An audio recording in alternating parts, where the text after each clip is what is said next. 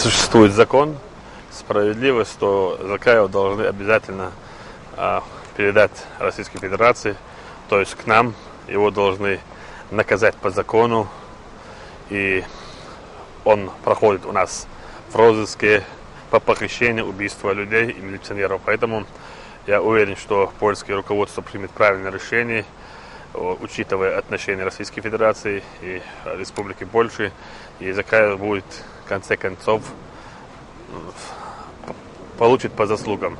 Его привезти домой, устроить на работу Министерство культуры, хотя работники культуры министерства были против, так как он должностный министр, он проявил себя, так скажем, недобросовестно и показал свои качества, которые абсолютно не имеют отношения к культуре Чеченской Республики. Поэтому мы перестали вести с ним переговоры, хотя нас он просил, чтобы мы содействовали, чтобы он хочет вернуться в республику. Он не ожидал, что такие перемены будут, что так будет относиться руководство Российской Федерации в отношении чеченского народа, Республики Чеченской Республики, что они будут уделять пристальное внимание, будут восстанавливать экономику. Это его слова, у меня это все его слова записаны. Ну, на сегодняшний день этого актера, артиста задержали.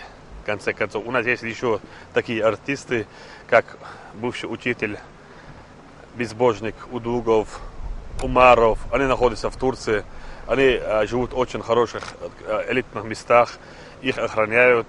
Ну, почему вот такое отношение к ним? Почему людей, которые убивали мирных людей, держат у себя в государстве? У них от этих людей будет у себя проблемы. Мы просим всех тех, кто держит бандитов, террористов у себя, чтобы они всех задерживали и вернули нам. Мы будем их наказывать по закону. Россия приняла такое решение и амнистировала более 7 тысяч боевиков. И не препятствует их местонахождению, их и вообще даже не было никогда вот со стороны спецслужб, со стороны руководства государства даже слова, чтобы мы их не устраивали на работу. Бывшие боевики у нас и в парламенте, и в правительстве, не просто там в правительстве, первый вице-премьер, и в МВД работают, и везде, и в глав населенных районах, населенных пунктах работают. И это у нас давно закончилось оппозиция, позиция этому в точку поставил наш первый президент Ахмад Хаджи и Путин Владимир Владимирович. Поэтому абсолютно мы не сомневаемся, что по закону его будут судить. Это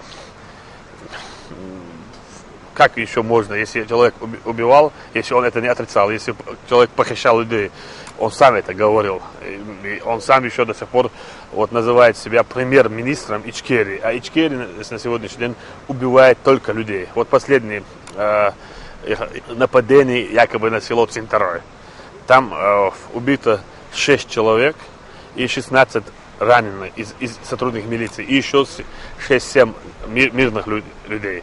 И он это одобряет. Как можно с этим человеком вести дальше? По закону его надо пожизненно давать.